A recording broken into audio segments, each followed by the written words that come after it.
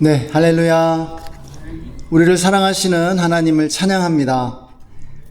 벌써 날씨가 조금씩 이렇게 선선해지고 있음을 느끼게 됩니다. 또 다음 주는 추석 연휴인데요. 건강하고 또 풍성한 추석 연휴 되시기를 축복합니다. 이솝 우화를 잘 알고 있는데요. 네. 2000년도 훨씬 전에 지어진 이 그리스 이솝의 이 우화는 2000년이 넘도록 우리에게 많은 그러한 유익을 주고 있습니다. 지혜를 주고 재미도 주는 그러한 책이죠. 우리 어린 아이들이 많이 읽게 되는데요. 이 이솝 우화 가운데 가장 유명하고 대표적인 그 이야기가 토끼와 거북이의 그 이야기라고 할 수 있겠습니다. 토끼와 거북이가 어느 날 이제 그 산 정상까지 달리기 경주를 한다는 그 내용인데요. 아주 달리기에 자신 있었던 토끼가 거북이에게 이제 거북이를 아주 좀 이렇게 수치심을 주고 싶었던 것 같아요. 굴욕을 주고 싶었던 것 같습니다. 산 정상까지 달리기 경주를 해보자고 제안을 하게 됩니다. 그런데 이제 거북이가 그 제안을 받아들이게 되죠. 이 경기의 결과는 이 실력을 보면 뻔한데요. 어쨌든 이 경주가 시작되었습니다. 경주가 시작되자마자 토끼가 말도 안 되게 앞서 나가게 되죠. 거북이는 느릿느릿 한 걸음씩 이렇게 기어가듯 앞으로 나갈 수밖에 없었습니다. 반면에 토끼는 단숨에 산 중턱까지 그렇게 올라가 버렸죠. 그래서 토끼가 이렇게 산 중턱에서 내려다 보니까 거북이는 아직도 이 산 밑에서 시작 지점에서 몇 미터 밖에는 오지 못한 그러한 실정이었습니다.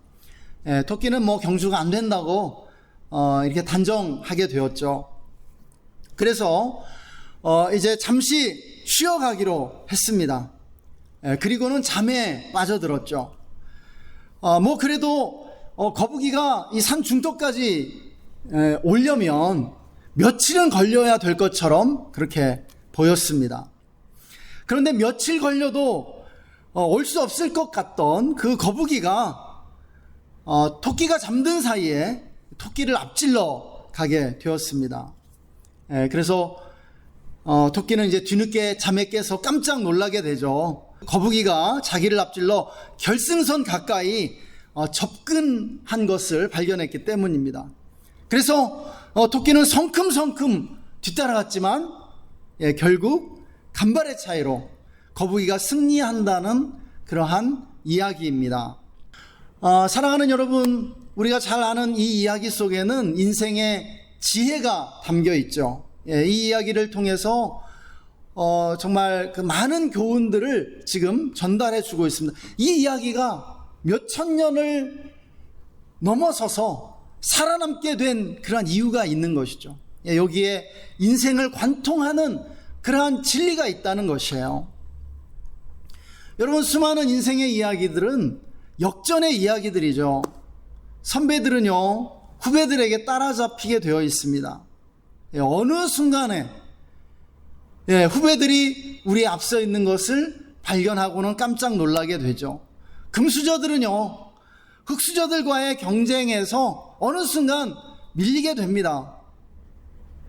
부자는 가난해지고요, 가난한 자는 부자가 되는 이야기가 이 세상의 숱하게 있습니다.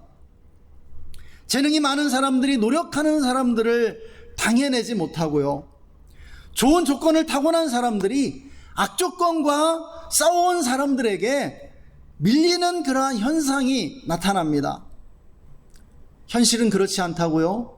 많은 그러한 비관론자들이, 또 패배의식을 가진 사람들이 그렇게 말합니다. 그러나 아닙니다. 패배의식 때문에 볼 수 없는 것이지 실제로는요, 그런 경우가 너무 많다라는 거예요. 이 세상에는요, 자수성가한 사람들도 너무 많고요, 그리고 좋은 조건에서 태어났으나 정말 밑바닥으로 추락한 사람들도 너무 많다는 사실입니다. 젊은 시절에는 최고의 교육을 받고 최고의 대학을 나왔지만 보통 사람들보다 훨씬 비참하게 된 경우들도 많다는 거예요. 지금 감옥에 들어가 있는 그러한 경우들도 많다는 것이죠. 여러분, 이 토끼와 거북이의 경주 이야기가 우리에게 전해주는 이 교훈은 무엇입니까? 빨리 가는 것보다 천천히 가더라도 꾸준한 것이 훨씬 낫다는 것입니다. 재능이 모자라고 실력이 부족하더라도 노력하면 그 부족한 재능과 실력을 메꿀 수 있다는 것이죠. 우리 적은 인원 가운데도 그러한 증거가 또 있잖아요. 우리 이세종 목사님만 보더라도 정말 입지전적으로 그렇게 성공한 분 중에 한 분입니다. 여러분, 많이 가졌어도 교만에 빠지면 자멸하게 되고요. 부족하더라도 그 부족함을 인정하고 받아들이고 부족한 만큼 노력하면 언젠가 보상을 받게 된다는 것. 그것이 바로 이 토끼와 거북이 이야기의 그러한 교훈입니다. 오늘 우리가 사사기 말씀을 읽었는데요. 여러분, 사사기와 이 앞에 이 여호수아서는 상당히 이 대조적인 그러한 그림을 보여주고 있습니다. 여호수아서에 이어지는 그러한 역사를 이 사사기는 보여주는데요. 여호수아서는 영광스러운 전쟁의 승리를 보여주고 있죠. 출애굽한 이스라엘 백성은요, 요단강을 건너 가나안을 빠르게 정복하게 됩니다. 가나안의 그 7 족속들을 패배시키고 그 땅을 정복하게 되는 것이에요. 그래서 전쟁은 승리로 끝나고요, 이스라엘 백성은 가나안 땅을 차지한다는 내용으로 여호수아서는 마무리되고 있습니다. 그런데 바로 이어지는 사사기는 전혀 다른 그림을 우리에게 보여주고요, 전혀 다른 이야기를 우리에게 들려주고 있죠. 여호수아서에서 전쟁이 승리로 끝난 줄 알았던 독자들은 사사기를 읽으면서 당황하게 됩니다. 사사기는 전쟁이 끝난 것이 아니라 사실은 시작된 것이라고 말해주고 있기 때문입니다. 전쟁에서는 분명히 이스라엘이 승리했습니다. 굵직굵직한 전쟁, 아주 큰 그러한 전쟁의 그 그림 속에서는 이스라엘이 승리한 것이 맞습니다. 그래서 이스라엘이 가나안 땅에 들어왔고 정착할 수 있었던 것입니다. 그러나 여전히 이방 민족들이 이 가나안 땅에 살아남아 있었던 것이죠. 그리고 그들이 가나안 땅의 절반 이상을, 그리고 골짜기와 같은 그러한 기름진 땅을 차지하고 있었습니다. 가나안의 이 정복이 마무리되기까지는 오랜 세월이 필요했죠. 이것은 400년 동안이나 지속된 사사시대 전체를 통해서 완성해 나가야 할 역사적 과업이었던 겁니다. 한 번의 전쟁에서 승리함으로 단기간에 완성할 수 있는 그러한 과업이 아니었던 것이죠. 오랜 시간에 걸쳐 점진적으로만 이룰 수 있는 과업이었습니다. 이것은 바로 우리의 인생 이야기이기도 합니다. 우리는 짧은 시간에 성령 세례를 받고 인생의 변화를 경험할 수도 있어요. 여러분, 그러나 그것은 한 번뿐이라는 것입니다. 여러분, 여리고 성이 무너지는 일과 같은 그러한 승리는요, 한 번밖에 주어지지 않았습니다. 젊은 시절 몇 년의 시간을 통해서 큰 은혜를 체험할 수도 있죠. 그래서 우리가 완전히 변화된 줄 알았습니다. 그리고 정말 거룩한 삶을 평생 지속할 줄 알았죠. 그러나 여러분, 그렇지 않다는 것을 우리는 곧 발견하게 됩니다. 거룩함을 이루어가는 이 성화의 삶은요, 평생에 걸쳐 이루어가야 할 하나의 과정이지 단순간에 혹은 한순간에 이룰 수 있는 일이 전혀 아니더라는 것이죠. 기독교 선교 이야기도 이와 같습니다. 여러분, 19세기와 20세기에 죽어서 천국 가는 내세 지향적인 복음을요, 전 세계에 전했습니다. 그래서 전 세계 모든 곳에 그리스도인들이 생겨났고요, 교회를 세우게 되었습니다. 그러나 수많은 사람을 죽어서 천국 가게는 만들어 주었지만 정작 교회는 세상을 잃어버리고 말았죠. 사람들이 구원은 받았지만 삶이 바뀌지 않고요, 여전히 죄악된 삶을 살고 있는 것을 보게 되었어요.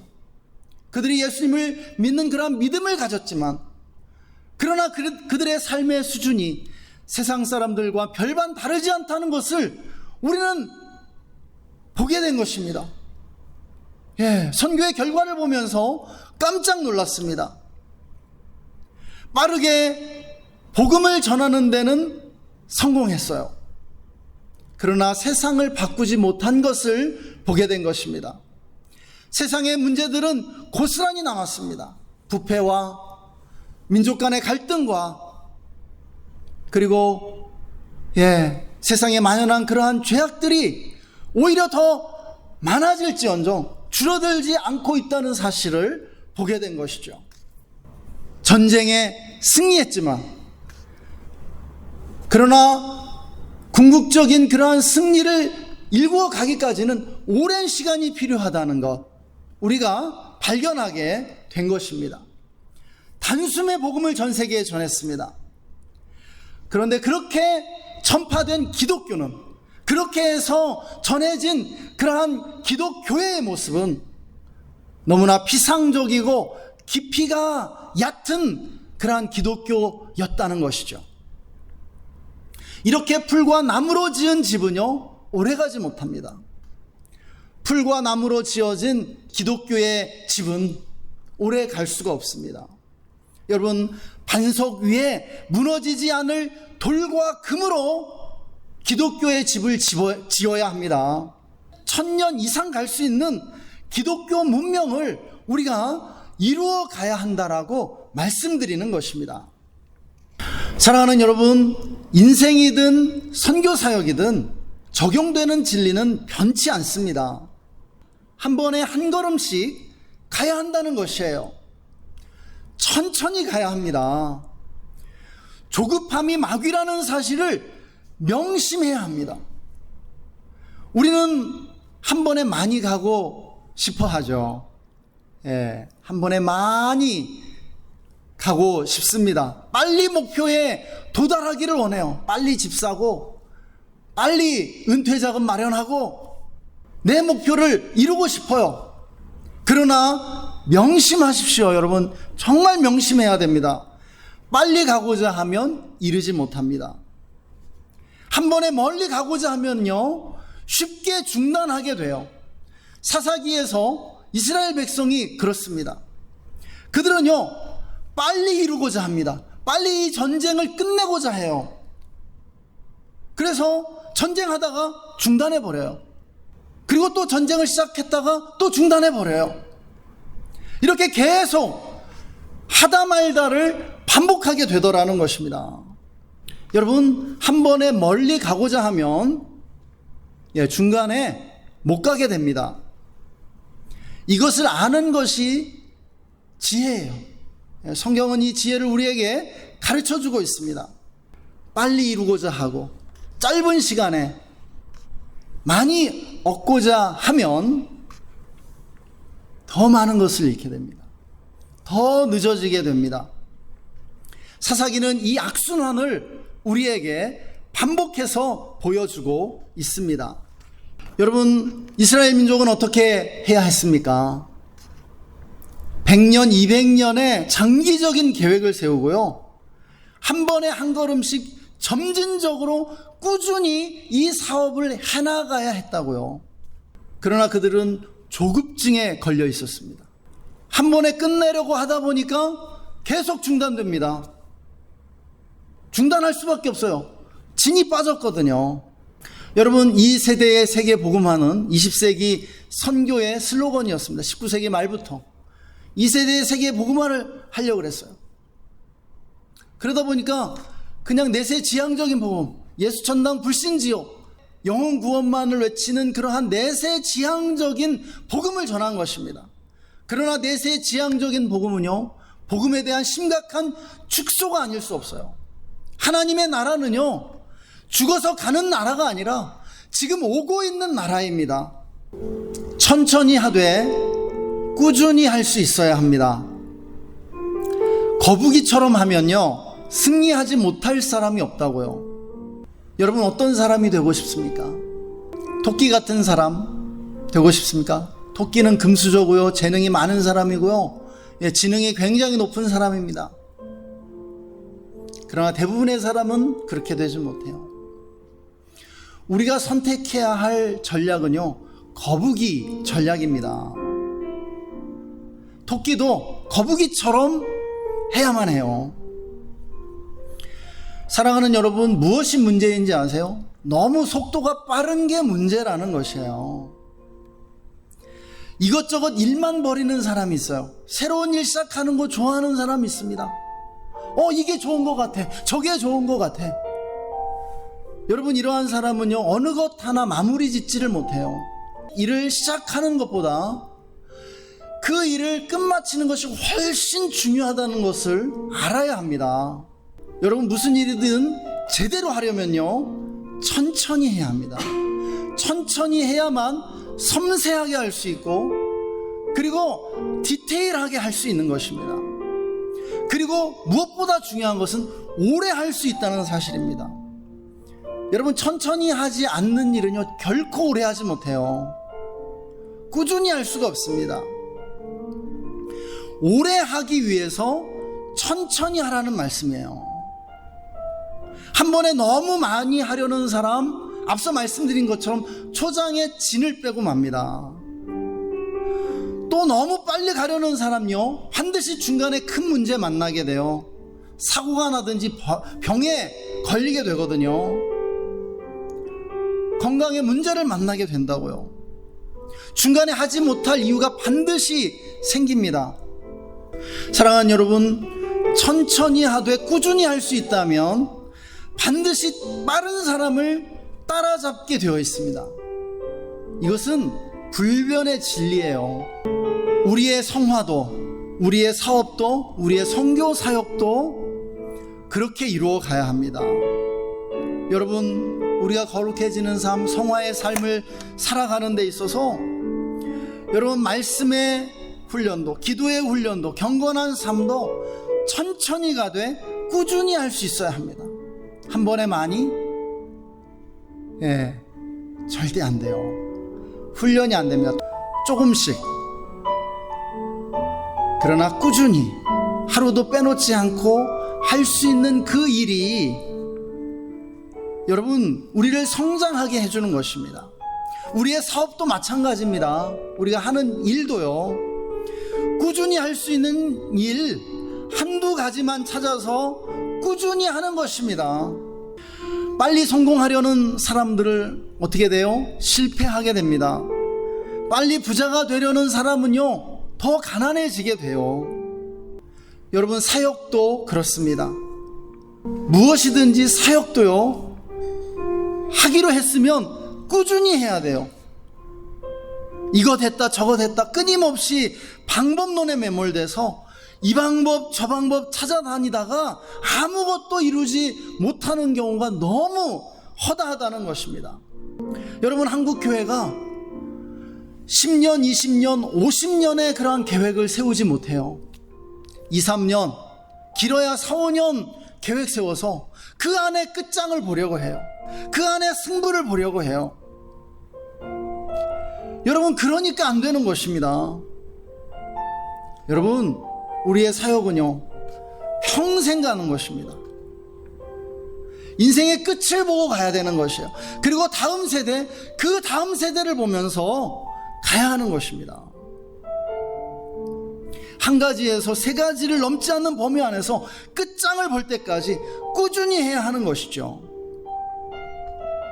제가 교회를 개척하고 나서 바로 코로나가 와서 했던 한 가지 일, 한 가지 일밖에 없었습니다. 주일 예배 영상을 편집해서 올리는 거였죠. 그것만 했습니다. 코로나 기간.